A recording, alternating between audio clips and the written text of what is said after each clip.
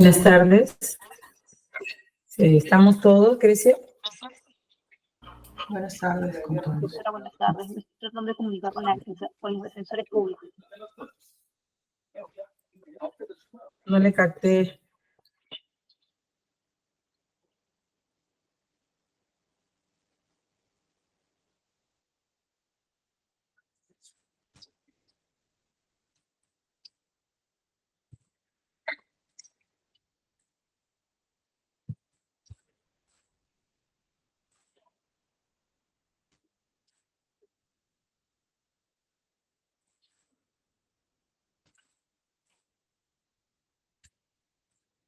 Los acusados pueden prender su cámara.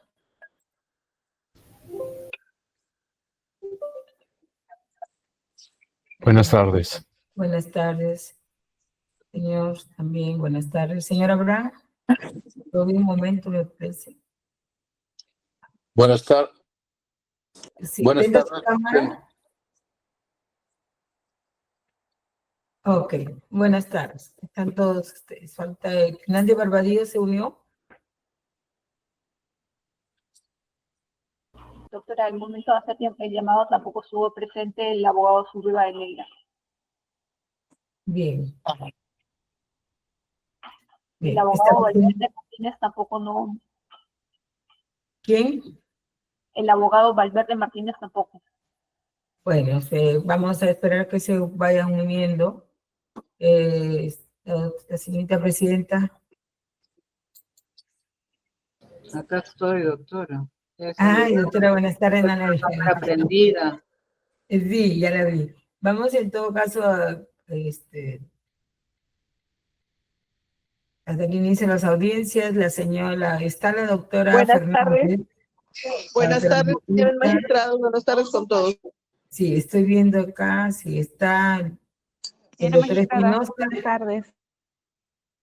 Sí, está el abogado del señor Abraham, está el abogado de la señora Carr, está el abogado, está el doctor Vidal. Presente, doctora. Gracias, doctor. El doctor Legua, el acusado que nace. Presente. Bueno, muy bien. Está la doctora Vázquez, mientras se conecta el abogado del acusado Toledo y de la señora Eva. Doctora Fernández, usted va a asumir la defensa de la señora Eva, juntamente con de la señora Eliana. A él, y luego el doctor, a ver quién.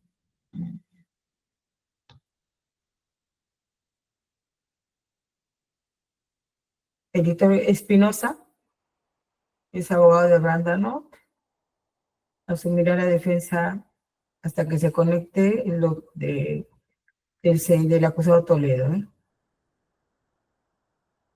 Bien, vamos a continuar con la audiencia, señorita presidenta, cuando usted lo decida. Bien, buenas tardes con todos. Vamos a dar inicio a la audiencia continuada en la causa 7091-2014 a cargo de la doctora Isaga Pellegrini. Gracias, señorita presidenta. Buenas tardes con todos. En efecto, vamos a continuar con el expediente 7091 de 2014. La señorita secretaria puede presentar el acta de la sesión anterior en pantalla.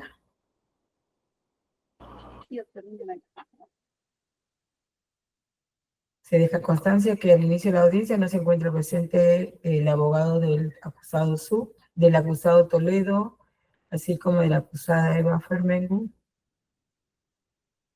habiéndosele asignado la defensa de estos acusados a la doctora Fernández y al doctor Espinosa, abogados defensores públicos, respectivamente.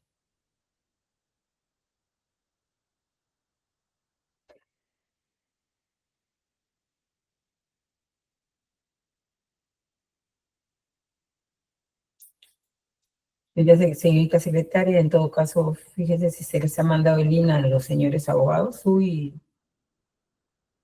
Valverde. Como hoy día es un día miércoles.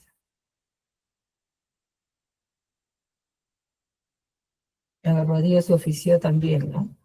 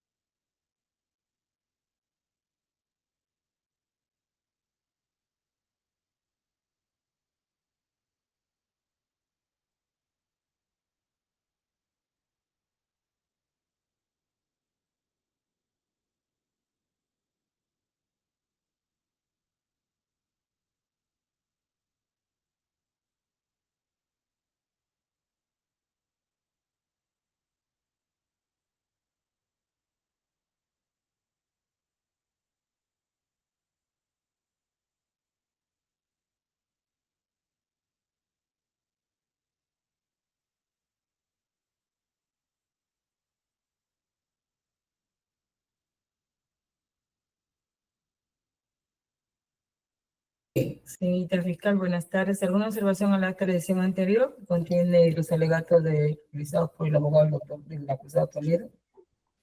Muy buenas tardes, señora magistrada, y a todos los participantes en esta audiencia. Por parte del Ministerio Público no tenemos observaciones al acta. Gracias. ¿La Procuraduría, alguna observación? Buenas tardes, señoras magistradas. Buenas tardes con todos los presentes. Procuraduría, ninguna observación, doctor. Gracias. Gracias. Doctor Vidal, Ninguna observación, doctora. doctor Legua, Una observación, doctora. doctora Fernández,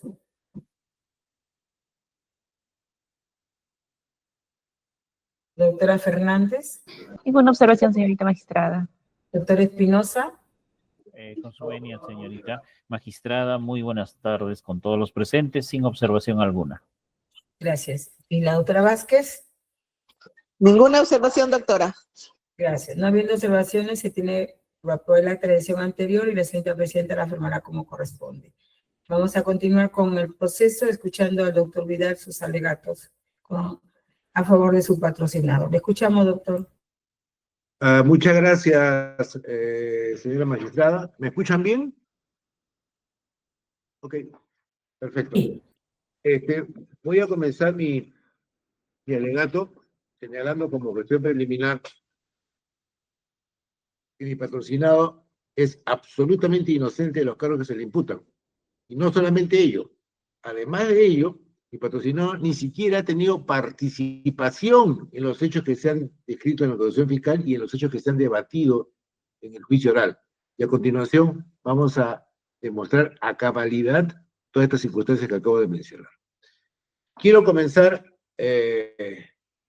señoras magistradas, si ustedes me permiten, voy a compartir algunas, acá está, voy a compartir algunas piezas de proceso para ir así explicando la posición que vamos a sostener en este momento.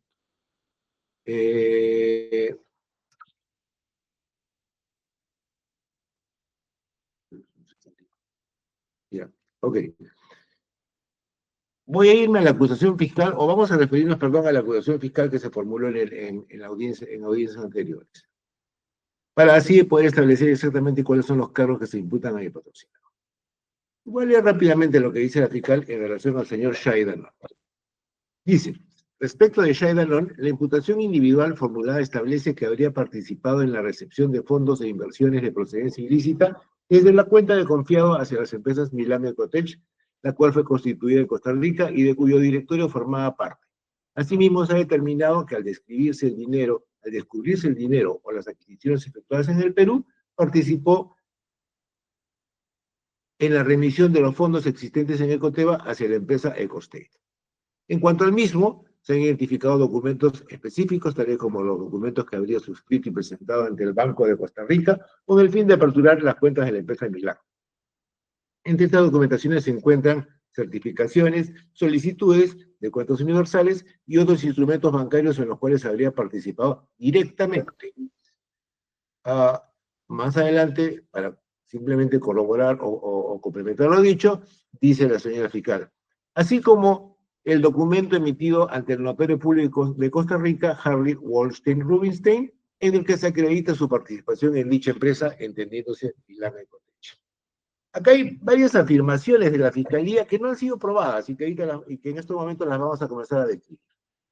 Por ejemplo, acá se afirma, señoras magistradas, acá se afirma que se ha determinado, o sea, acá es una conclusión fatal, se ha determinado que mi patrocinado participó en la remisión de los fondos existentes en Ecoteva hacia la empresa Ecostate. Se han establecido e identificado documentos específicos. Nuevamente, acá hay una redacción fatal. Documentos específicos identificados, tales como documentos que habría suscrito. Pero después de esta posición donde es claro que se dice que ha identificado documentos específicos, se ha determinado su participación, se dice documentos que habría suscrito. O sea, también una figura. Primero estamos en una determinación clara y ahora habría suscrito.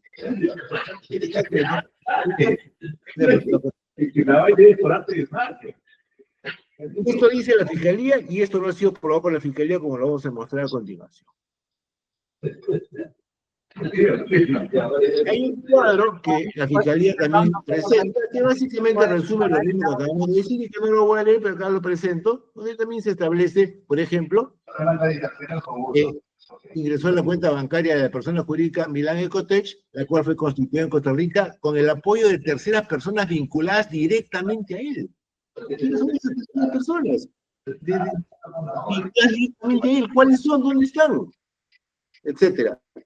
Ahora me voy a referir, para cerrar esta primera parte, a lo que dice el procurador público, en su alocución oral en una de las audiencias anteriores, donde el procurador público expone sus alegatos. El procurador público dice, señoras magistradas, la empresa Milán Ecotech, la cual está directamente vinculada al señor Abraham Danón y al señor Shai Danón. Directamente vinculada a los dos. De toda mi patrocinador Shai Danón hace... Sí, la hermana. Erika. Por ahí, doctora, que no nos permite poder... Sí, doctor, la doctora Fernández, que tengan cuidado, por favor. Continúe, señor doctor Vidal. También, gracias. Y después dice más adelante el procurador, también se ha identificado el comportamiento del señor Abraham Danón y del señor Shai Danón en su calidad de representantes de la empresa Milán Ecotech, Ecotech Consulting, las cuales sirvieron como vehículos para las transferencias de dinero provenientes de la empresa confiada, etc. ¿Cómo es que nace, señoras magistradas, estas imputaciones a mi patrocinado? Y la respuesta ya se escuchó en estas audiencias cuando se interroga al señor Abraham Danón, por lo demás, padre de mi patrocinador. El señor Abraham Danón dice lo siguiente, y lo voy a mencionar rápidamente. Al referirse a su hijo, mi patrocinado, el señor Abraham Danón dice lo siguiente.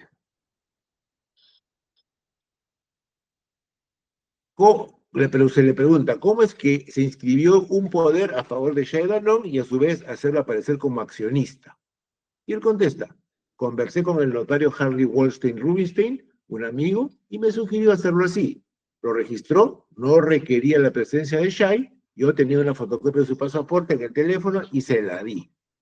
Entonces se le pregunta, ¿Shai Danón no intervino en los actos en los que se le nombra como apoderado o accionista de Milán? Dijo, él no tenía idea.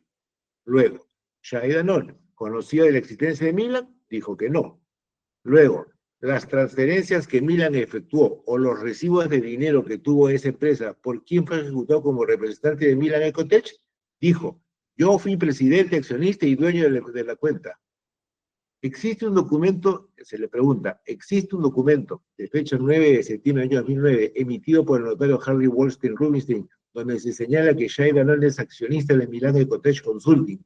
¿Qué tiene que decir al respecto? Y acá hago un pequeño asterisco. La fiscal, hace mención a ese documento cuando dice, así como el documento emitido ante el notario público de Costa Rica, Harry Wallstein Rubinstein, con el que se acredita su participación en dicha empresa bienes en Milán. Y acá viene la respuesta, que después la vamos a complementar con otras pruebas. Dice lo siguiente. Ante esta pregunta contesta, autoricé lo que él me había sugerido. Todo era con la idea de que si a mí me pasaba algo, el trámite legal sería más fácil y no había ningún problema en eso. Entonces se le pregunta, ese documento, aquel que acabo de mencionar y que la fiscal lo menciona, ¿fue solicitado en su redacción o expedición por el señor Shai Danón?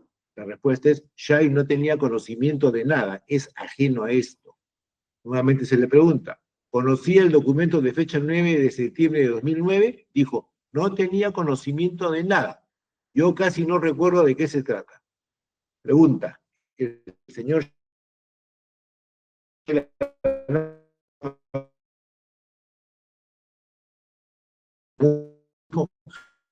más? Pregunta, ¿conocía a Shai Danón de las operaciones bancarias que usted llevaba a cabo? Dijo, no conocía nada.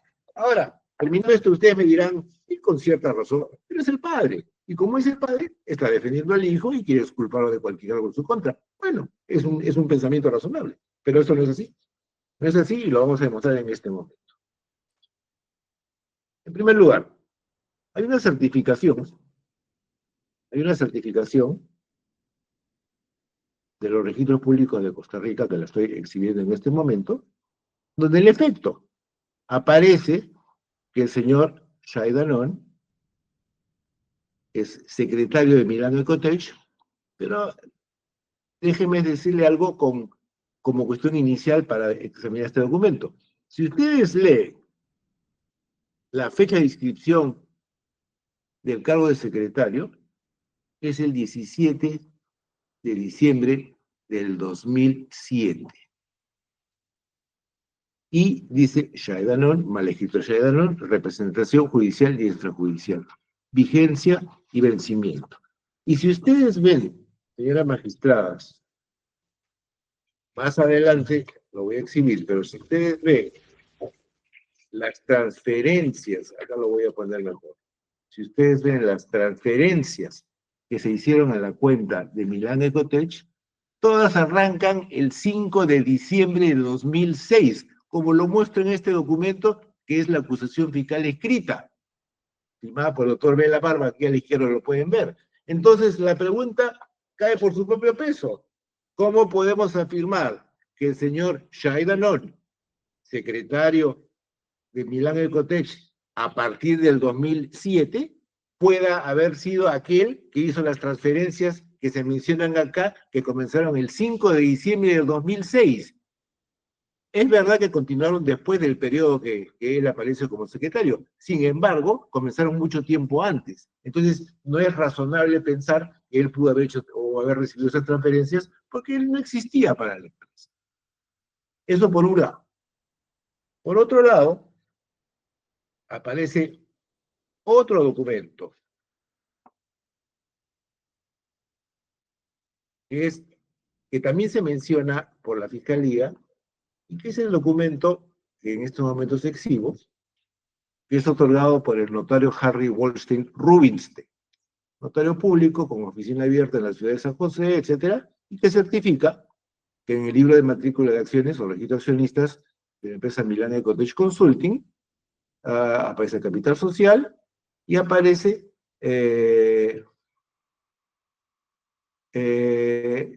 este certificado se emite a nombre de Shai Danon. Y además se señala acá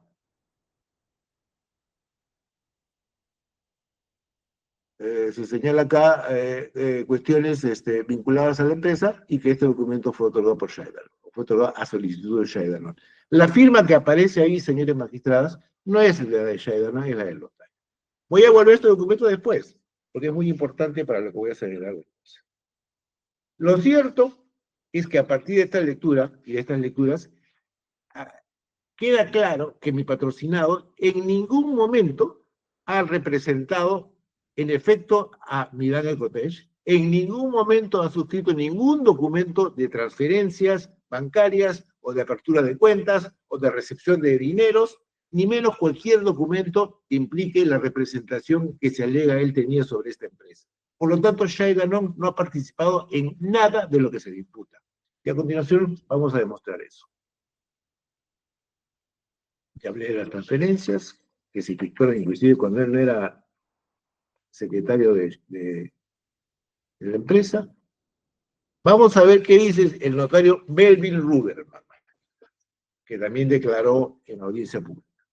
El notario Ruderman señala, en cuanto a Shai, lo siguiente. ¿Conoce usted al señor Shai Danon? Se le pregunta. No, señor, no lo conozco. ¿Alguna vez ha concurrido a su notaría? Nunca. Usted menciona que alguna vez ha tenido un trato profesional con la empresa Milano, ¿es correcto? Dijo, yo no. Fue constituida por otro notario, como mencioné antes. Fue mi tío Harry Wallstein quien la constituyó y quien me presentó a todos estos señores y quizás sí lo conozca a su cliente, pero yo no lo conozco. Por lo tanto, ¿no conoce usted ninguna vinculación entre Milán y el señor Shai Danon? No, que yo lo recuerdo. A partir de este testimonio de uno de los notarios que intervienen en todos los actos de Milán como notario público de Costa Rica, queda claramente establecido que no lo conoce ni sabe quién es Shaidan. Sigo. La declaración de Harry Weinstein, que es mucho más ilustrativa aún, para demostrar lo que estamos señalando en este momento. El señor Weinstein es el notario que sí trabajó para Milán Ecotech como notario público. Vamos a ver qué dice. Acá está. Se le pregunta, ¿puede señalarnos si conoce a la persona de Shai Danon, hijo del señor Abraham Danon? Dijo, la verdad, no recuerdo. Puede ser que en alguna oportunidad él viniera acompañado al padre a una cita que tuviera. Él venía si acaso 2 veces al año a mi oficina, hubo años que ni siquiera vino, pero pudo haber sido en alguna oportunidad que viniera, pero no me recuerdo bien, no lo puedo precisar. Después dice acá, recuerda haber hecho este trámite de nombramiento de juntas y el nombramiento de Shai Danon como secretario de la empresa Milán Ecotech. Esta es una pregunta muy puntual, porque esta pregunta, señores magistrados, está referida al documento que acabo de leer, que es la certificación que hace el señor Harry Weinstein, ha pedido supuestamente el señor Shai Danon, que va de la mano de la certificación registral que también he mencionado hace unos instantes. ¿Qué contesta el notario Weinstein? Ante la pregunta, repito la pregunta, ¿recuerda haber hecho este trámite de nombramiento de junta y nombramiento de Shai Danon como secretario de la empresa Milán Ecotech? Una pregunta muy puntual y muy precisa para poder establecer lo que acabo de mencionar. Dijo, no me recuerdo el cargo específico que él ostentaba en la junta directiva. Sí le puedo decir que él era el único representante legal con facultades de apoderado generalísimo sin límite de suma, o sea, él fue el que me pidió esa característica que es también usual y normal. El puesto en la junta directiva, repito, no me acuerdo, pero sí él era representante legal con facultades ilimitadas. Es un poder generalísimo sin límite de suma, como se llama aquí. Señora magistradas, si ustedes han prestado atención a esta lectura como en efecto lo han hecho, dirán, el doctor Vidal está loco. Está leyendo una declaración donde prácticamente está sepultando a su cliente. Pero no es así. ¿Qué más dice el notario? Se le pregunta, ¿usted se está refiriendo a la persona de Abraham Danon o de Shai Danon? Dijo, no, Abraham Danon, perdone. Esta respuesta es elocuente, señora magistrada. Esta respuesta demuestra claramente quién era la persona dueña, administradora y que manejaba a Milán Ecotech. Con esto yo no quiero decir que el señor Abraham Danon sea responsable, no sea responsable, sea culpable o no culpable. Este es un tema del señor Abraham Danon, en su momento, en su defensa lo verá. Solamente estoy refiriendo a derechos objetivos. Acá claramente queda establecido que quien manejaba Milán Ecotech era el señor Abraham Danon por respuesta del propio notario que trabajaba a sus asuntos. Después, otra pregunta.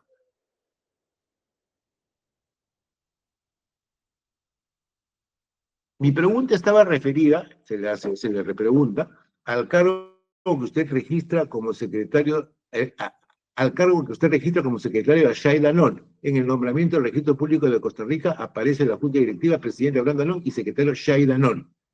A ver, dijo, y esto va a referir a los documentos que he leído hace unos instantes. Es posible que por indicación del señor Abraham Danon incluyera en la junta directiva al señor Shai Danon. Puede ser, no me recuerdo bien, pero sí consta en la certificación, es que así fue. Eso fue, y subrayo lo que estoy leyendo ahorita, eso fue por indicación del señor Abraham Danon. Más adelante vemos qué más dice el notario al respecto.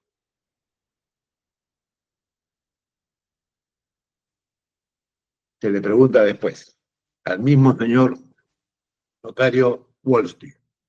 Acto seguido, usted ha mencionado que por indicación del señor Abraham Danon consignó como secretario o como apoderado generalísimo al señor Shai Danon. A partir de esta premisa, la pregunta es, para nombrar como apoderado generalísimo de una persona o para nombrarlo secretario, se requiere que la persona intervenga en ese acto societario, dijo, no necesariamente, porque el nombramiento puede ser aceptado a través de una carta, y para que eso ocurriera, el señor Danón tuvo que haber tenido una carta de aceptación, es decir, no tiene que estar presente la persona. Esta respuesta, señora magistrada, corrobora el hecho de lo que dice el padre, que él hizo todo sin que su hijo conociera lo que estaba haciendo en relación al nombramiento como accionista y como apoderado y como secretario de Milán Ecotech. Esto queda claramente demostrado con la declaración del notario. Es más, queda demostrado también que como acá en el Perú también, no es necesario, cuando se nombra a una persona como apoderado o como gerente, no es necesario que esté presente o que participe en el acto de nombramiento. Acá me pueden nombrar a mí como apoderado como gerente de otra persona y sin embargo yo recién me entero cuando he sido nombrado. Así funciona el sistema y así funciona también en Costa Rica. Es por eso que el señor Sheinbaum nunca conoció de estos nombramientos. Más allá de eso, en estos nombramientos que usted menciona, se le pregunta que se hicieron en su notaría, el señor Sheinbaum no estuvo presente, dijo, no lo puedo precisar, no recuerdo el caso específico, si le digo cuál es el procedimiento, o la persona está presente, o acepta por medio de una carta alguna de las dos situaciones. Pudo haber concurrido, aquí se ha ocurrido, pudo haber concurrido, no recuerdo en este caso aparte. Correcto. Otra pregunta. ¿Quién era la persona que regularmente preguntaba ante su despacho notarial por la empresa Milán o hacía trámites por Milán Ecotech? Dijo, con la única persona que yo tuve relación de sociedad, estoy con Abraham, nada más. Reitero, con la única persona, o sea, ni siquiera da lugar a ninguna duda esa respuesta. La única persona que tuvo relaciones en su notaría por Milán Ecotech fue el señor Abraham.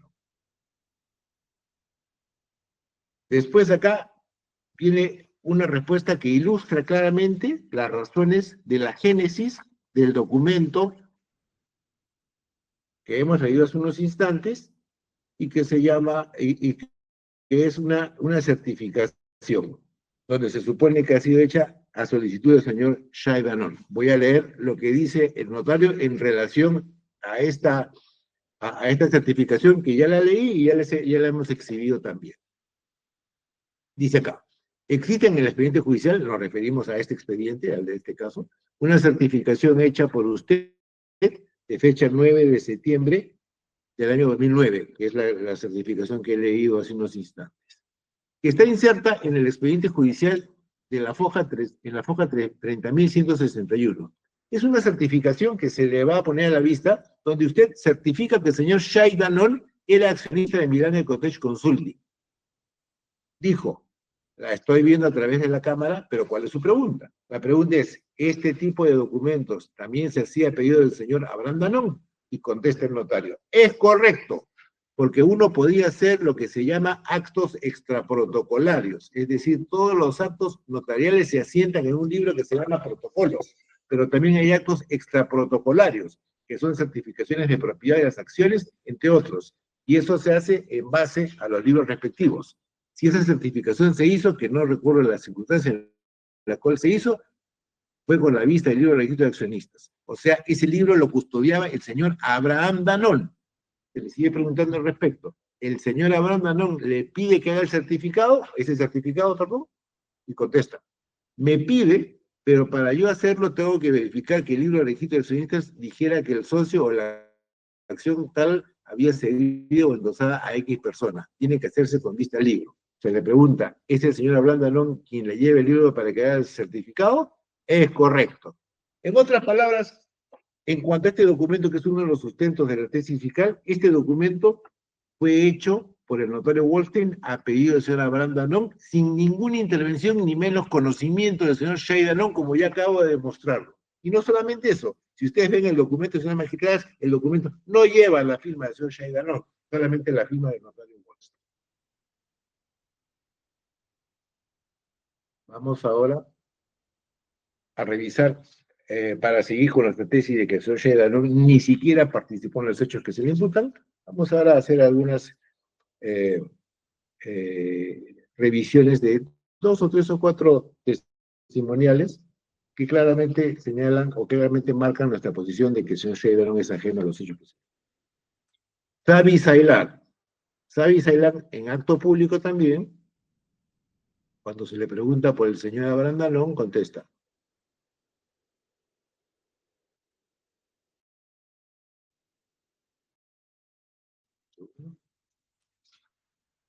Contesta lo siguiente.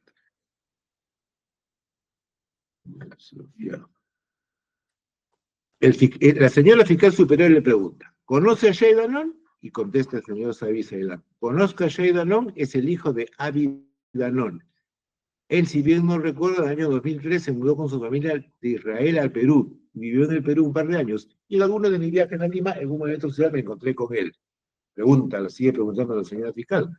¿Usted ha tenido tratos comerciales con el señor Shay Danón en mérito a su función en las empresas del señor Maiman? Dijo, ninguno. Como ustedes verán, en este testimonial de Sabi Ceylan no se conoce para nada quién era el señor Shay Danón en términos de su representación de Milán Ecotech. Sigo. Esto es importante. Las dos declaraciones que voy ahora a hacer mención son muy importantes para demostrar que mi patrocinador no tuvo ninguna participación en los movimientos bancarios de Milán Ecotech. La primera es la del señor Federico Blanco Verde, que declaró también en una de las audiencias anteriores. El señor Blanco Verdi, funcionario importante del Scotiabank de Panamá, como lo dice acá, primero en el Interfin, que después se convirtió en Scotiabank, dice lo siguiente, ¿conoce a Shay Danón? Dijo, como Shay Danón no conozco ni conocía a una persona con ese nombre.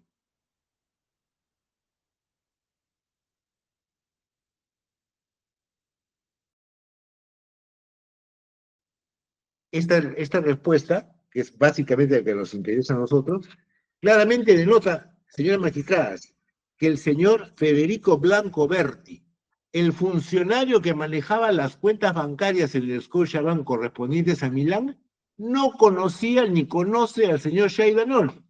La pregunta también cae por su propio peso. Si se afirma que el señor Shay Danón llevó a cabo operaciones de transferencias bancarias por importantes sumas de dinero, varios millones de dólares, o recibió importantes depósitos también de varios millones de dólares en la cuenta de Milán, abierta en el Scotiabank, cuyo funcionario era el señor Federico Blanco Berti, ¿les parece razonable que el señor Federico Blanco Berti no conozca quién era Shay Danón? No es razonable, ¿no? Si fuera pues un cuentacorrentista, persona natural, como nosotros, pues, que tiene sus ingresos y ahí se depositan y se sacan, pues nadie los conoce. Pero en este caso era un hombre que se supone transferido, recibía millones de dólares. Sin embargo, su sectorista, jefe de su cuenta, el declaró su cuenta, no lo conoce. Vamos a ver qué dice la otra funcionaria.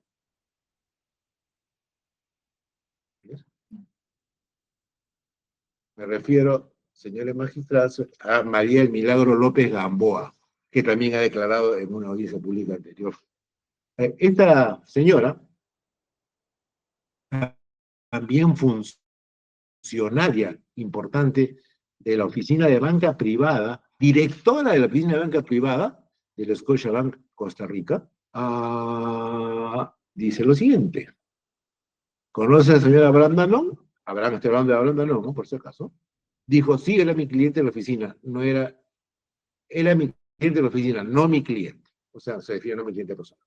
Entonces, a quien sí se conoce, y vuelvo a repetir, y acá no estoy imputando nada al señor Danón que sabrá defenderse, acá se habla de que sí conocía como funcionaria del Scotiabank al señor Abraham Danón como cliente del Scotiabank. Cuando se le pregunta por el señor Shay Danón, ella contesta lo siguiente. El señor Shay Danón tenía alguna cuenta con el banco, dijo, yo respondí hace un momento que pensaba que sí y no lo podía decir con certeza. En otras palabras, y acá dice, ¿quién era la persona encargada o el gestor de las cuentas de Abraham Danón y de la empresa?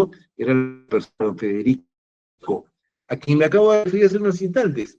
Y acá lo corrobora la declaración de esta otra funcionaria, quien señala que la persona que atendía como ejecutivo las cuentas de Milán era Federico Blanco. Sin embargo, señora magistrada, Federico Blanco, como ya lo dije, no conoce, pero en lo absoluto, quién era Shai Danoon. Entonces, la persona que maneja la cuenta de Milán y que no conoce quién es Shai Danoon, como es este caso de Federico Blanco, es el mejor testigo de que el señor Shai Danoon no tuvo ninguna participación de ninguna naturaleza en manejos bancarios de Milán Ecotechi. Pero hay algo más en este punto de los bancos.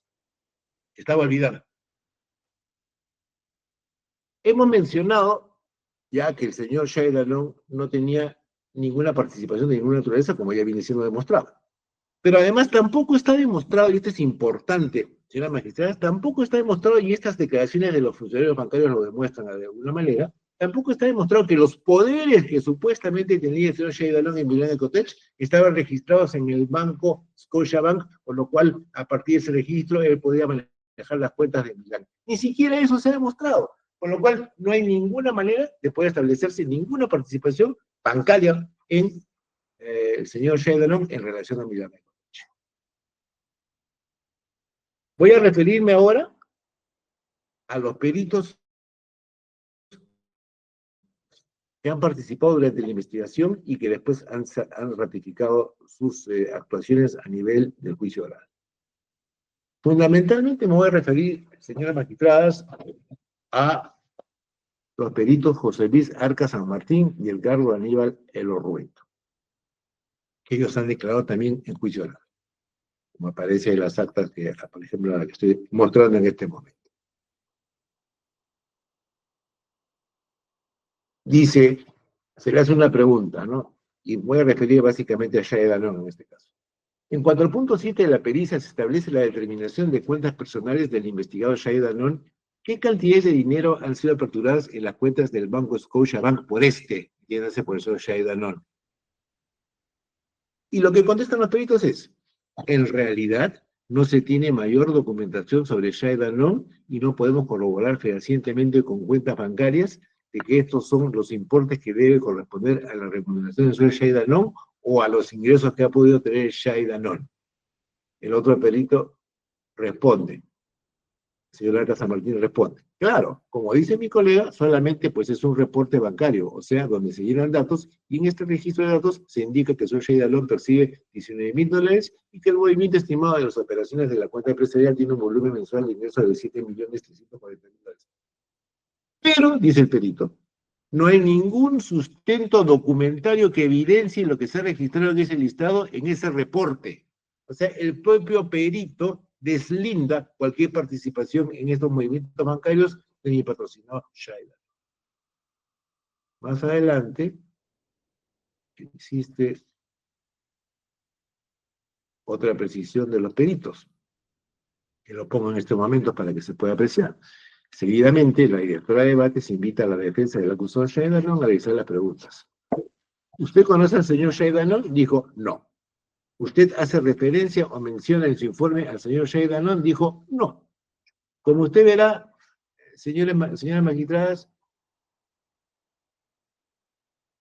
los peritos nombrados en la investigación que se llevó a cabo como consecuencia de este proceso, han señalado claramente y han señalado claramente que mi patrocinador no tiene ninguna participación en los hechos que son materia del peritaje. Por lo tanto, nuevamente estamos ante un escenario en el cual mi patrocinador no ha tenido ninguna participación. Por eso ya vengo diciendo en un principio que mi patrocinador no solamente es inocente porque el tipo de penal no configura, porque hay duda, o lo que fuera, es inocente porque no ha tenido ninguna participación en los hechos. Así de claro.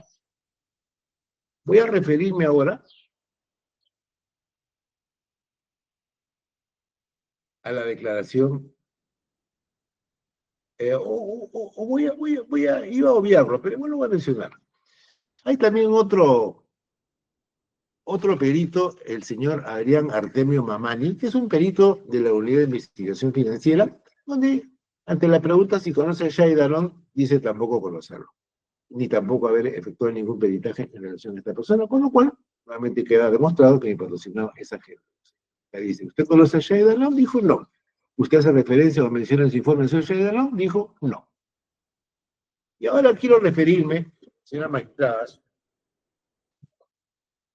al doctor Aurelio Loret de Mola, que también participó como testigo en una de las audiencias. Y me dirán, ¿qué tiene que ver el doctor Loret de Mola acá?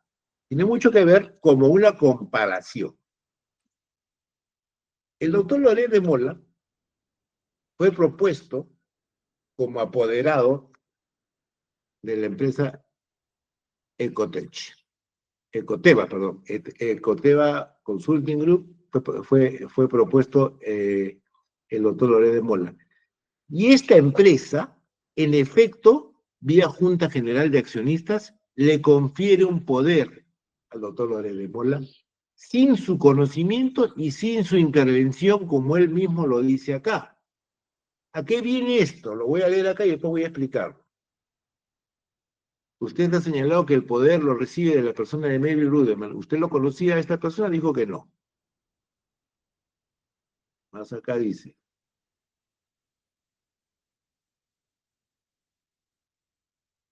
Dice, mencionó que recibió un acta de Junta General de Ecoteva, donde se le nombraba apoderado. Dijo, no dije eso. Lo que dije es que recibí un poder redactado que contenía la Junta General de Accionistas, que era la que me otorgaba poder a nombre de esta empresa. La pregunta es, ¿era necesario su intervención en esa junta para que se le otorgue el poder en esos términos? Dijo, absolutamente no. Si yo no era miembro de la empresa, ni conocía la empresa. ¿Tenía que intervenir en la junta aceptando el poder en ese momento? Para nada, contestó. ¿Usted fue nombrado apoderado sin su conocimiento? Dijo que sí. Es bien fácil. Yo puedo, por favor, escuchen esto con detenimiento, lo que dice el doctor Loret de Mola, porque ya lo hemos dicho también y ya queda corroborado por esta aclaración. Sí, es bien fácil. Yo puedo otorgarle un poder a usted hoy e inscribirlo en los registros públicos. El tema es si usted va a aceptar el poder y ejercer el poder y si va a comprar bienes a mi nombre. El poder es unilateral hasta que lo acepte el apoderado. Esta respuesta, señores magistrados, ¿y a qué viene la utilidad de lo que acabo de leer en cuanto al doctor Loret de Mola? Que usted de paso nunca estuvo involucrado en ninguna, como procesador en este caso, porque efectivamente pues él no tuvo ninguna participación. Pero no tuvo ninguna participación, al igual que mi patrocinado. El doctor Loret de Mola ha explicado claramente que para el otorgamiento de un poder, tanto en el Perú como en este caso en Costa Rica, no se requiere ni la intervención, ni el consentimiento, ni la participación del apoderado. Y este fue el caso con mi patrocinado, idéntico al caso del doctor Loret de Mola. Mi patrocinado, sin saber leer ni escribir, acabó siendo apoderado o secretario de Milán Ecotech. Cosa que él se entera mucho tiempo después. La pregunta también cae de madura. El doctor Loret de Mola, muy bien no incorporado como profesor en este proceso, aclaró claramente su no participación en un otorgamiento de poder. Mi patrocinado nunca tuvo la oportunidad de aclarar eso, nunca hubo ninguna prueba de que él haya intervenido en estos apoderamientos, sin embargo mi patrocinado sí fue incorporado en la investigación y después del proceso. Mi patrocinado viene siendo procesado desde el año 2013 por lo menos, sin saber leer ni escribir, para hablar en términos coloquiales. Y lo acabo de mostrar. ¿Quién le va a resarcir todos los daños que ha sufrido por prácticamente 12 o 13 años de proceso judicial? ¿Quién? Este pobre hombre ha estado con orden de captura, no ha podido salir de su país, ha tenido temor de viajar, ha tenido un estrés permanente, etcétera, etcétera, etcétera. ¿Por qué?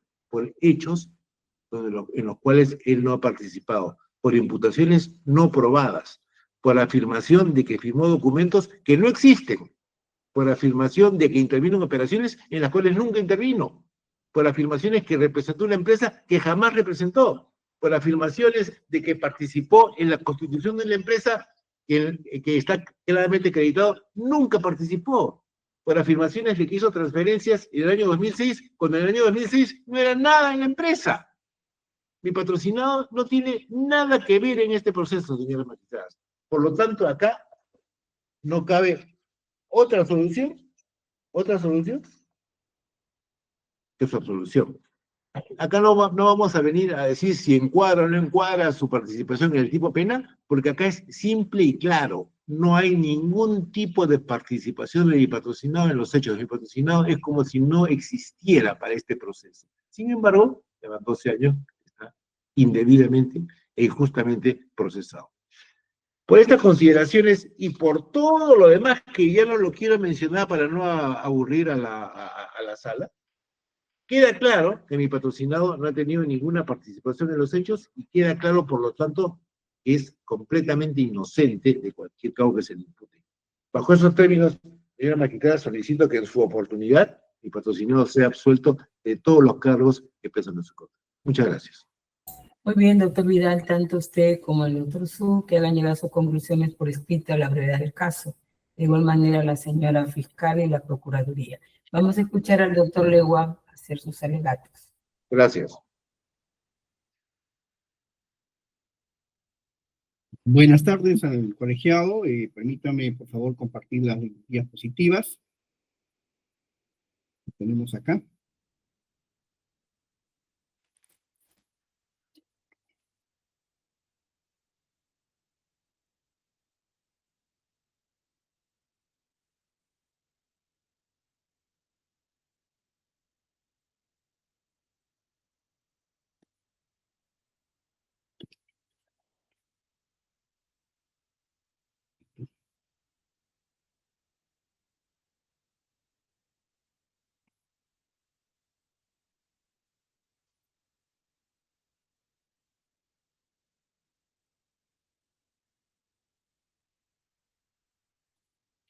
¿Se pueden ver las diapositivas?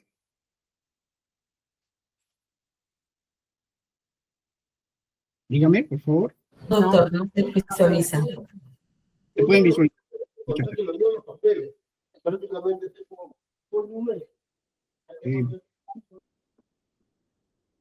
A ver, para que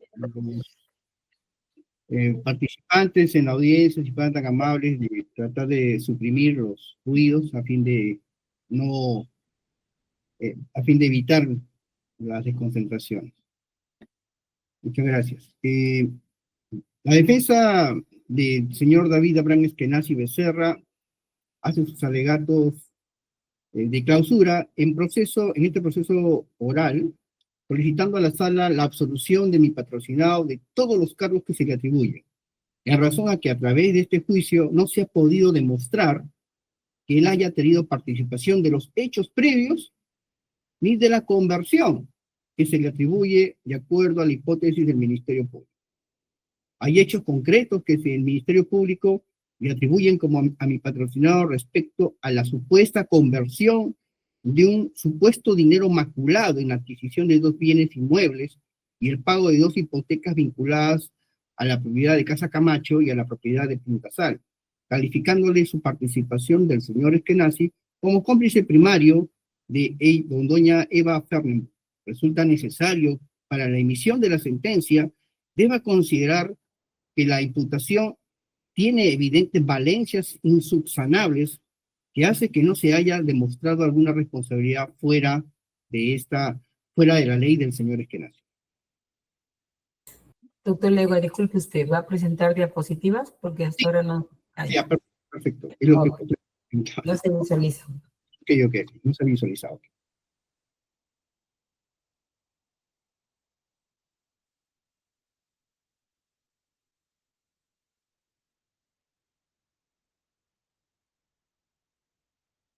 ¿Se visualiza, por favor? Ahora sí. Perfecto. Perfecto. Muchas gracias. Continuamos. Carencia de objetividad probatoria. La carencia de objetividad probatoria en la Constitución Política del Estado se refiere a la ausencia de pruebas objetivas y suficientes para respaldar una acusación o decisión judicial, lo que puede llevar a vulneración del debido proceso y a la presunción de inocencia. Esto implica que la carga de la prueba objetiva recae en quien acusa. Y si las pruebas presentadas son insuficientes o no son objetivas, la decisión judicial debe favorecer al acusado. Constitución Política del Estado, artículo 2, inciso 24, literal E, artículo 139, inciso 3, inciso 14. 139. El Ministerio Público le atribuye a mi patrocinado haber convertido un supuesto dinero maculado proveniente de Coteva Consulting Ground S.A. en adquisiciones de 2 inmuebles a favor de Eva Fernenburg a través de su ejercicio de abogado apoderado de la misma, las Casuarinas y oficina de la Torre Omega. Haber convertido un supuesto dinero maculado proveniente de Coteva Consulting Ground en la cancelación de la hipoteca del bien inmueble denominado Casa Camacho, cuyos titulares son los esposos de Toledo Carr. Y haber convertido un supuesto dinero maculado proveniente de Coteva Consulting Ground en la cancelación de la hipoteca del bien inmueble denominado Punta Sal, siendo adquirido posteriormente por los esposos de Toledo Carr, incrementando el patrimonio de dicha sociedad ganancial. Esa es la imputación. Se ha demostrado objetivamente que mi patrocinado David Eskenazi formalmente inicia sus actividades profesionales como abogado y apoderado a partir del 24 de julio del 2012, representando legalmente a la señora Eva Fernenburg, conforme el poder inscrito en su NARC y que obra en auto. Poder que fue ampliado el 9 de agosto del 2012. Es muy importante no olvidar el 9 de agosto del 2012. Poder ampliado también el 6 de noviembre del 2012.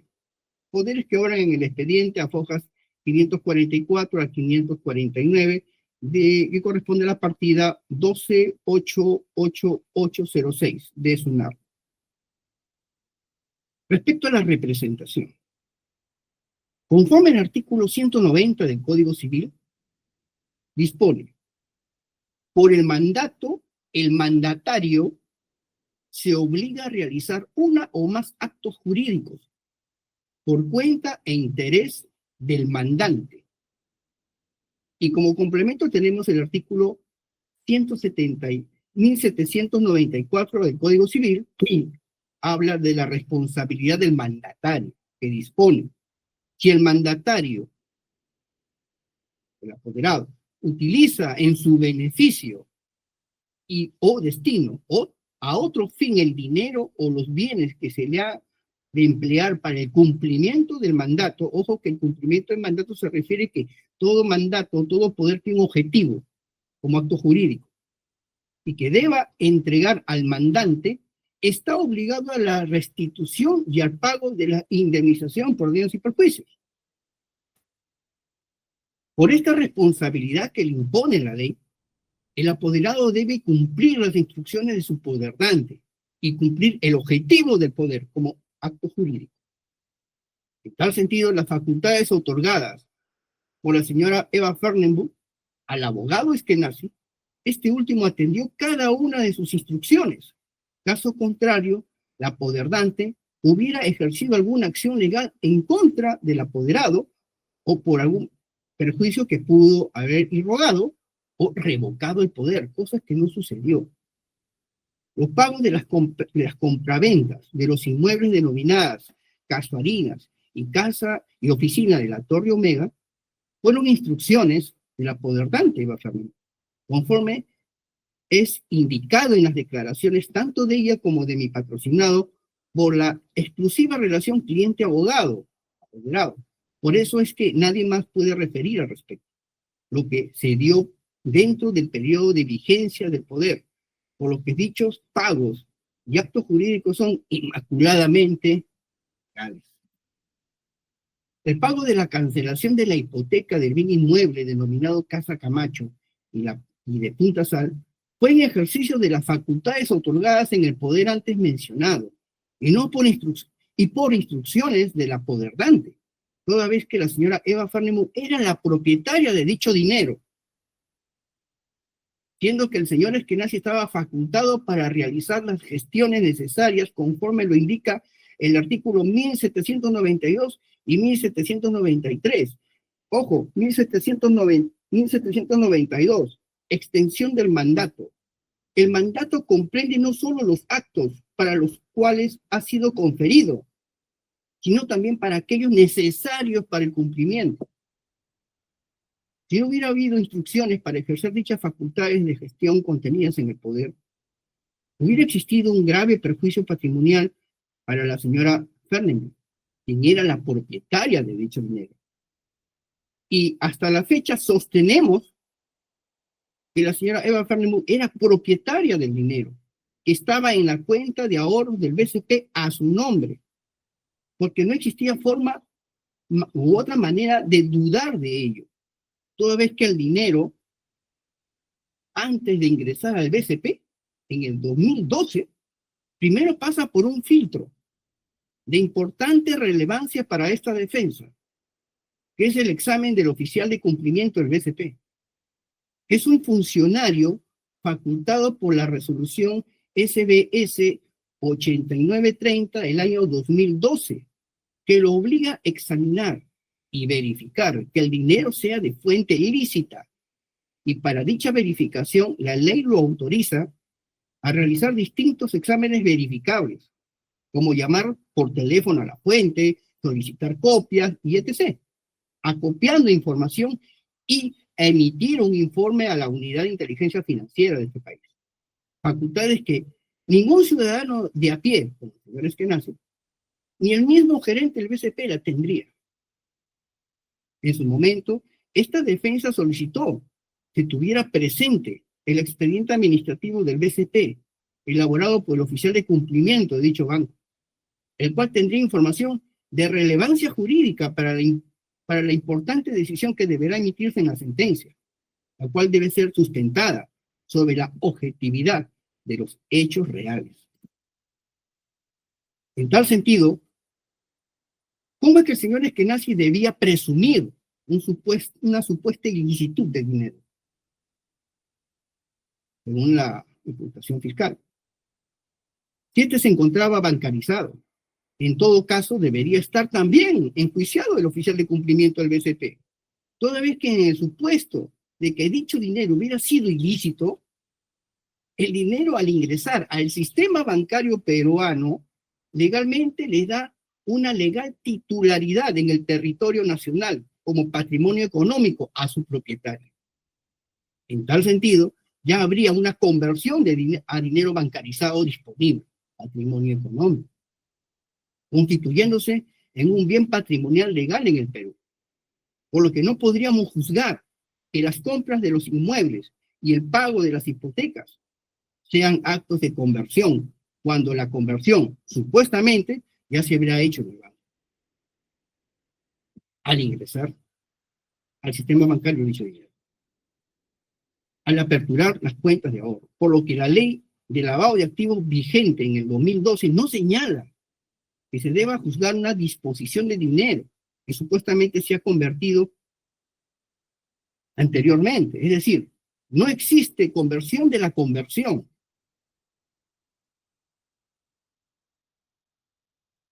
Como en la legislación argentina, que le llama reconversión, siendo un hecho atípico, no regulado por nuestras normas legales.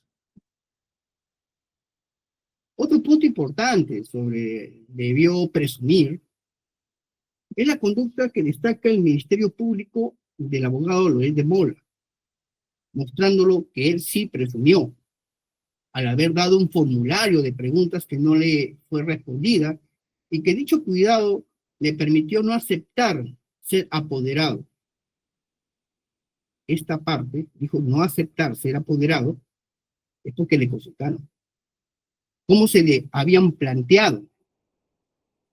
Esto obra en sus declaraciones de autos y en su declaración ante esta sala. Pero en la lectura que hemos hecho de una de las tantas declaraciones del notario de Costa Rica, Melvin Ruderman, hecha el 12 de junio del 2013, que obra con el título Ampliación de entrevista a testigo sospechoso. Ese título ya presionaba al señor Melvin. De Fojas 2729 de autos. Observamos la respuesta a la pregunta 21. Pregunta 21. ¿Sabe usted si Eva Rosa Fernenboom, como representante de Coteva, le otorgó algún poder de representación a alguna persona para que pudiera actuar a su nombre? El señor Melvin responde, sí, recuerdo que le había otorgado un poder especial para la compra de un inmueble en Perú. Creo que era para un abogado en Perú de apellido Loré de Mola o algo similar. No sé si lo usaron o no. Ya sabía que no lo habían usado. Pero sí hicimos un poder. De alguna forma, esto demuestra que tampoco presumió, toda vez que en un poder especial no se otorga sin antes haber sido consultado o aceptado por la naturaleza del poder, por la persona a quien se le va a otorgar poder, sino el gasto y el acto jurídico no tendría sentido. Pero el declarante, el notario de Costa Rica, Melvin Rudelman, como todo lo que afirma en sus declaraciones, no tiene ninguna prueba documentaria que respalde sus afirmaciones.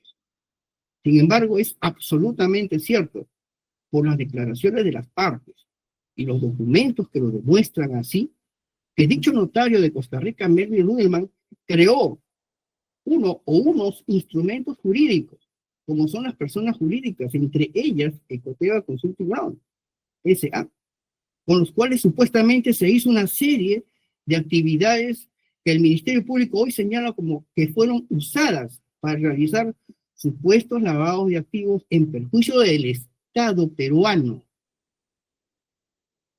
No olvidemos que el señor notario de Costa Rica, para crear estos instrumentos jurídicos, le costearon sus honorarios notariales con el mismo dinero que hoy se le indica como maculados. Sin embargo, dicho notario tampoco se encuentra acusado en este proceso.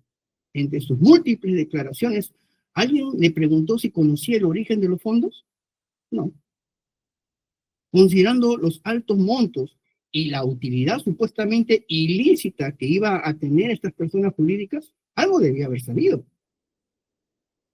En Costa Rica, en el año 2012, estaba vigente la ley 8.204 del año 2001, en el cual el lavado de activos se le denominaba legitimación de capitales.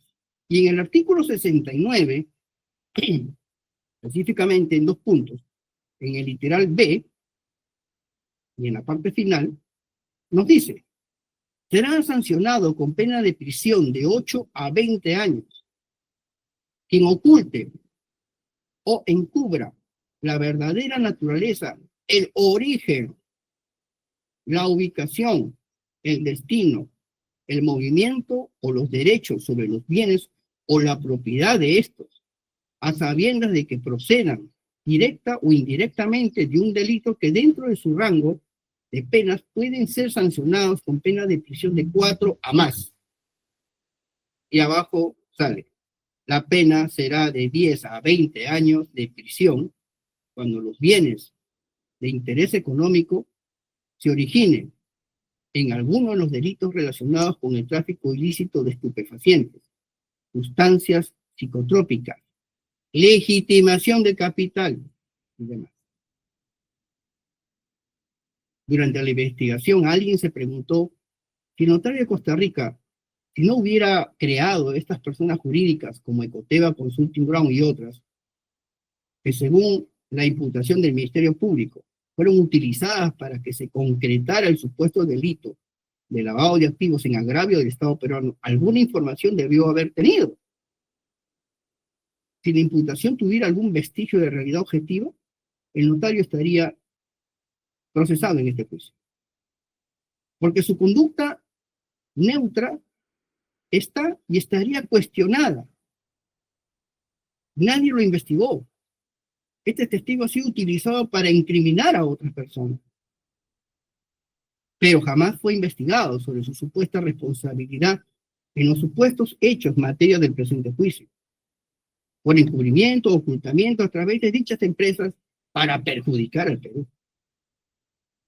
El notario de Costa Rica, Melvin Rudelman, en sus múltiples declaraciones, afirma que en el mes de julio del 2012, el señor Eskenazi le dio una llamada a él, de la que no existe ningún registro, señores magistrados, para coordinar la supuesta constitución de un mutuo hipotecario. Según el notario Melvin Rudelman, La figura jurídica de contrato de mutuo hipotecario no es una figura jurídica que exista o se utilice en Costa Rica, según él, y que él solo procedió a redactarlo tal como estaba, a pesar que era un modelo del Perú. Este extremo de su declaración, señores magistrados, es falaz, toda vez que en Costa Rica, para en el 2012 y hasta la fecha, el mutuo hipotecario está regulado por las reglas generales del mutuo y las reglas especiales de la hipoteca, en el Código Civil de Costa Rica, que sí hemos dado el trabajo de buscar. Está regulado en el artículo 409, el mutuo, y 1334, la hipoteca, respectivamente. Y es una combinación de dos figuras jurídicas, cuya normatividad es distinta a la peruana, respecto a su numeración, pero los conceptos son los mismos. No podemos negar que en ningún país no se hagan hipotecas, no haya préstamos, por lo que es decir, que no existe o no se utiliza es falso. Y prueba de ello es que en algún abogado de su propia notaría firmó esta minuta. Esto con respecto al mutuo hipotecario. Siguiendo lo declarado por el notario de Costa Rica, afirma que el señor Eskenazi le remitió un archivo de una minuta de un mutuo hipotecario. Señoras magistradas, no existe ninguna evidencia de dicha remisión. Si fue por courier, si fue por correo electrónico o de alguna otra forma. Y que ya haya sido en julio del 2012, antes del 24 de julio del 2012. Es decir, antes de empezar a trabajar como apoderado. Como ha repetido en todas sus declaraciones que ha rendido en este proceso, como en su declaración brindada ante la ilustre sala, lo declarado por el notario Melvin Rudelman no es razonable ni lógico que un abogado del Perú elabore una minuta para que en otro país, Costa Rica, sea elevada a escritura pública, existiendo abogados de su propia notaría u otros abogados de Costa Rica, que podría haberlo realizado, más aún cuando el mutuo y la hipoteca están reguladas en su propia legislación de Costa Rica.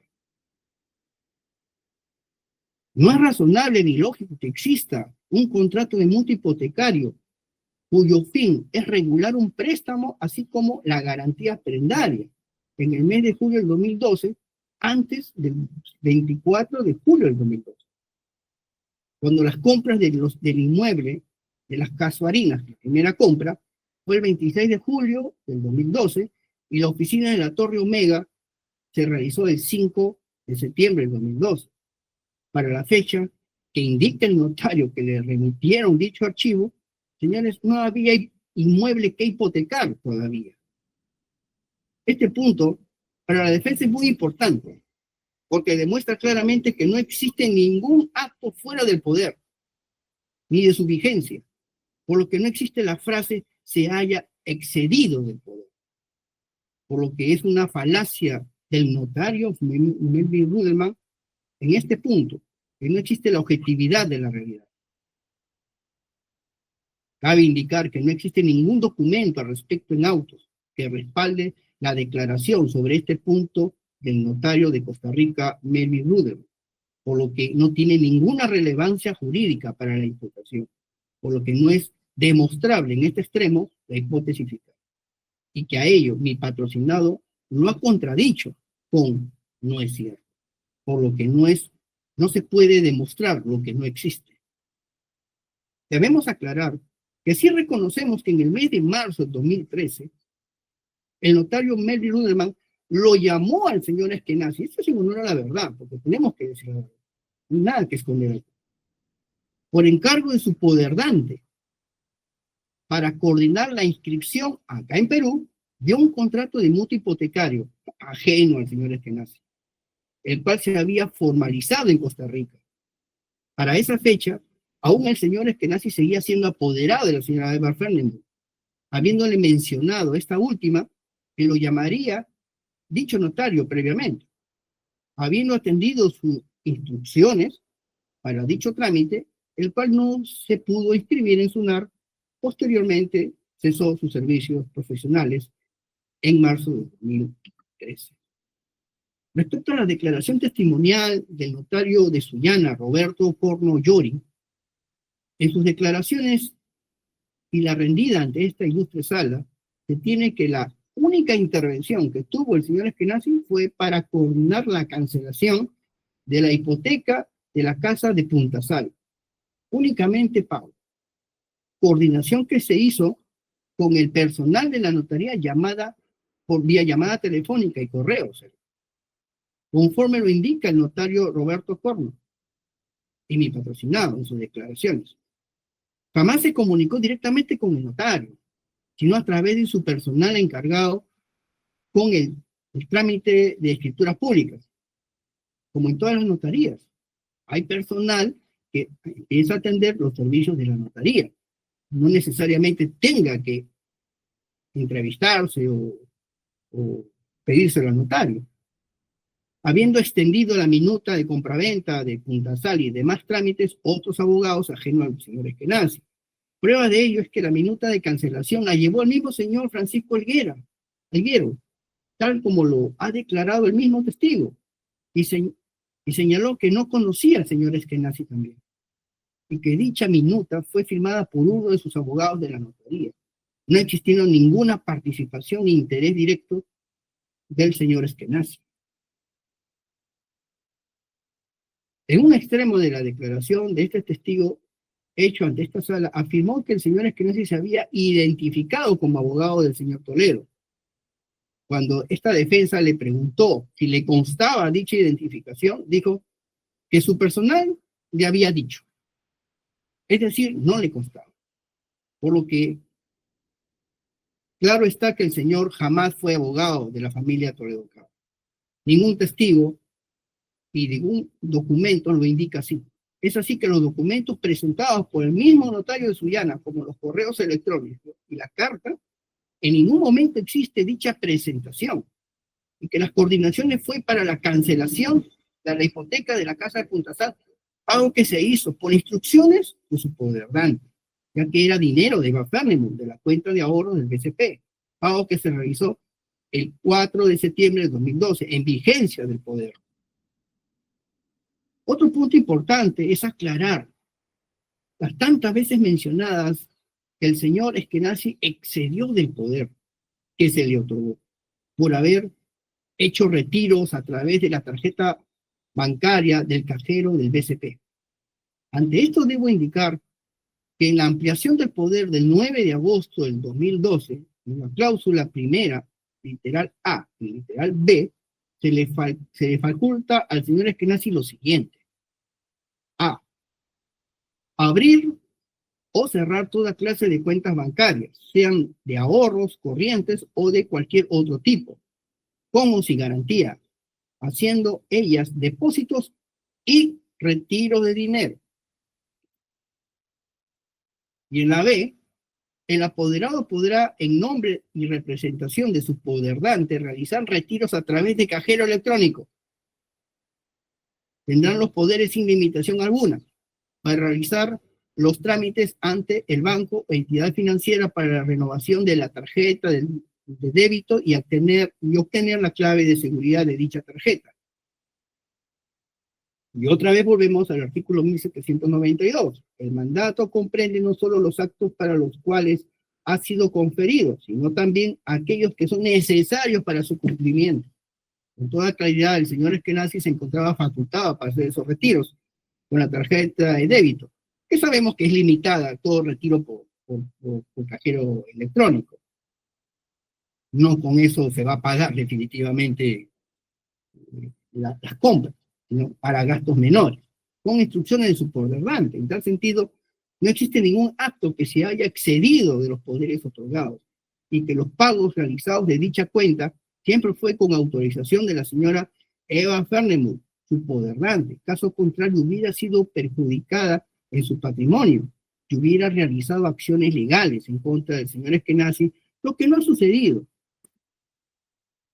Respecto a la reparación civil, conforme se ha demostrado en este juicio, no existe el delito de lavado de activos, más si ha quedado evidenciado de la investigación que el dinero era del señor Maime. por todos los movimientos y transferencias realizadas con anterioridad a las compras y que se han visualizado en esta investigación, en este proceso, en la cual el señor Eskenazi no tuvo conocimiento ni ha tenido participación alguna. Tiene que pagar alguna reparación civil por el doble del monto de la supuesta actividad criminal. Tampoco sería aplicable a los movimientos bancarios para la realización de las compras. No existe normatividad que disponga que la reparación civil sea el doble o sea aplicable a hechos realizados en el 2012. Ojo, este cálculo ha sido una vigente norma, no por la que correspondería al año 2012. Esto es un abuso del derecho, por lo que no es atendible y debe ser rechazado por esta ilustre sala. En consecuencia, mi patrocinado no ha realizado ninguna conducta ilícita. Cuando asumió la asesoría jurídica y ejerció el poder otorgado para la adquisición de los inmuebles y otras operaciones para que el poder le permitió, siempre por instrucción de su poderdante, porque es su dinero. Y es que se paga, con todo eso, con el dinero de la señora, se pagaba todo ello. En el año 2012 nadie podía dudar de la honorabilidad de la señora Eva Fernández, ni de su entorno familiar. No tenían denuncias de ningún tipo. No había se había investigado el origen del dinero por el oficial de cumplimiento, el BCP. Por ello se le permitió aperturar la cuenta de ahorros a favor de ella. Las normas vigentes de lavado de activos en el año 2012 no había obligación del abogado de comunicar operaciones sospechosas a la Unidad de Inteligencia Financiera. Toda vez que esa ley, la 27693, siendo su reglamento el Decreto Supremo 020 del 2017, por ende no es posible aplicar dicha norma a los hechos materia de juicio por corresponder a hechos del año 2012. El señor Eskenazi nunca participó en las negociaciones de los precios de las compras para la adquisición de los bienes inmuebles, conforme obra en las declaraciones de los vendedores, pese a tener facultades. A él, su poderante lo instruía para realizar pagos del dinero de ella, y nada más. Como apoderado realizaba gestiones respectivas, y otra vez volvemos a caer en el artículo 1792. Encontraba facultades para retiros de dicha cuenta para pagos, ya sea con la tarjeta de débito, cuya facultad obra, en la primera cláusula literal A y B de la ampliación del poder del 9 de agosto de 2012, todas las transacciones realizadas han sido por instrucciones del apoderante, como el pago de las hipotecas que fue con dinero de la misma señora Eva Fernández. En operaciones bancarias en el año 2012 no existía la figura ni la obligación de presentar declaración jurada sobre el origen del dinero. Esa norma es del Decreto Supremo 195-2013 EF, publicada en el Diario Oficial Peruano el 1 de agosto del 2013, por lo que dichos movimientos están encuadrados dentro de la ley, así como la finalidad de las compras porque la ley lo permite. El cargo de apoderado es parte del servicio de abogado, tal como consta en la tabla del Colegio de Abogados de Lima, cuya obligación lo anuncia en el Código Civil, también se anuncia en el Código Civil, y tenemos aquí el artículo 63 de la tabla del Colegio de Abogados, donde dice claramente poderes, ¿no? Como una parte del servicio profesional, el honorario mínimo referencial será del 25% de la unidad impositiva tributaria. ¿Qué propone? Y para ello, y para mayor abundamiento, tenemos el artículo 1806 concordante con el artículo 1790, 1792 y 1794 del Código Civil. Y considerando la imputación del Ministerio Público respecto a que se actuó fuera del poder por haber hecho retiro de dinero de la cuenta de ahorro de la señora Eva Fernández a través del cajero automático del BCP, usando la tarjeta de débito, una vez más señalamos que dichas facultades están otorgadas en la ampliación del 9 de agosto del 2012, por lo que no se puede criminalizar lo que la ley permite. Otro punto dentro de la legalidad, por lo que no puede ser esto un delito. Otro punto desarrollado en juicio y respecto a las actividades previas, en donde todos los involucrados, testigos, que han declarado en este proceso y que hemos conocido en este proceso, valga la redundancia, que participaron en operaciones con empresas o con bancos en el extranjero, han señalado que no conocen al señor Espinosa, ni tampoco figura en ninguno de los documentos presentados físicamente en este proceso, sean de Costa Rica, sea de Suiza o sea de Israel. Lo que acredita que el señor Espinosa no tenía ningún conocimiento de estos documentos u operaciones, ni del supuesto origen ilícito del dinero, ya que no había forma de presumirlo, que el dinero estaba en el BCP, sin que el oficial de cumplimiento haya observado el origen de dicho dinero. Y como ya lo hemos indicado, dicho funcionario tenía facultades exigidas por la ley para investigar sobre el origen de dicho dinero. Una vez más, lamentamos que no se haya admitido el expediente administrativo formado por el oficial de cumplimiento del BCP, el cual tendría los documentos que le dieron convicción de que dicho dinero era de fuente lícita, lo que permitió que se le aperturara la cuenta de ahorros ingresando dicho capital al sistema bancario del Perú, con el cual se le otorga una titularidad patrimonial legal en el Perú a su propietario. Es decir, que si el dinero fuese maculado con el ingreso al sistema bancario, es ya una supuesta conversión a dinero disponible para su propietaria, siempre que se demuestre que el dinero es maculado. La titularidad como patrimonio económico legal en el Perú, que adquiere la señora Eva Fermo de su dinero en el Perú, permitió que el primer pago del inmueble de Casuarinas haya sido hecho directamente a los vendedores, transacción de pago que nunca se observó por el BCP y de los demás pagos realizados. La labor de apoderado sirvió servicio legal reconocido por el Colegio de Abogados de Lima y especialmente la tabla de honorarios del CAL. Asimismo, se cabe mencionar que el artículo 1806 estipula que las normas aplicables al mandato con representación son las normas del título 3, libro 2, actos jurídicos, por lo que se aplica el artículo 160 del Código Civil referido a la representación directa. Ojo, representación directa, artículo 160. El acto jurídico celebrado por el representante, dentro de los límites de las facultades que se le haya conferido, produce efecto directamente respecto al representado. Artículo 155. El Poder General solo comprende los actos de administración. El Poder Especial comprende los actos para los cuales han sido conferidos. En el artículo 1790, por el mandato, el mandatario se obliga a realizar uno o más actos jurídicos por cuenta y en interés del mandante. En el artículo 1792, el mandato comprende no solo los actos para los cuales ha sido conferido, sino también para aquellos que son necesarios para su cumplimiento. Finalmente, todos los servicios legales fueron cancelados, conforme consta en el recibo de honorarios, que se puede apreciar el mismo que se encuentra en autos. El señor Eskenazi no ha participado de ninguna actividad antes del 24 de julio del 2012, conforme se corrobora con las declaraciones de los testigos y demás documentos. Y también sumo a todo ello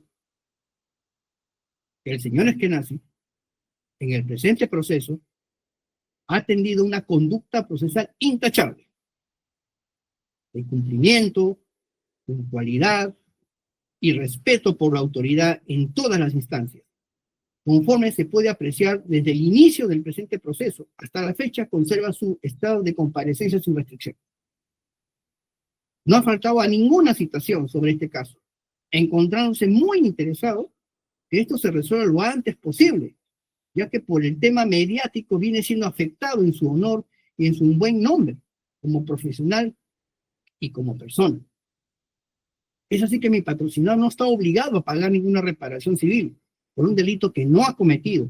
En este proceso no se ha podido demostrar que el señor Eskenazi haya tenido conocimiento o presumido de algún hecho previo que haya constituido delito antes de las compras y pagos autorizados por la ley. Consideramos que existen pruebas suficientes para determinar la inocencia del señor Eskenazi y absolverlo de todos los cargos, toda vez que su participación profesional como abogado ha sido satanizada, buscando incriminarlo injustamente. Por ende, no se le puede condenar al señor Eskenazi por un delito que no cometió, y menos pagar una reparación civil a quien no le causó daño doloso, es decir, al Estado. El abogado y apoderado Eskenazi actuó en favor de su poderdante, apegado a los poderes que se le otorgó, y que toda actividad encomendada por su poderdante estuvo dentro de las facultades del poder. Por estas consideraciones, requerimos la absolución de todos los cargos de mi patrocinado y se borren los antecedentes generados por este proceso, y solicito se analice que estamos ante un no supuesto lavado de activos, sino ante un supuesto relavado de activos que sería una figura atípica, no contemplada en nuestra ley, toda vez que el supuesto dinero maculado, como lo llama la Fiscalía, fue ingresado legalmente al sistema bancario por para su disponibilidad, dándole una titularidad legal con eficacia jurídica en el territorio nacional a su propietaria, generando un patrimonio económico y legal para su propietaria en el Perú, quien dispuso de los mismos de acuerdo a sus instrucciones. Muchas gracias.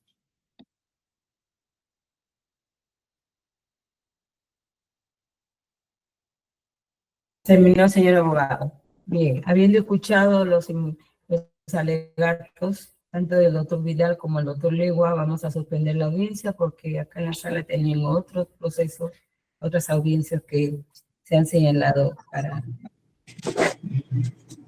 ya ya no estamos pasando 3:30. Bien, vamos a continuar miércoles 9 de julio.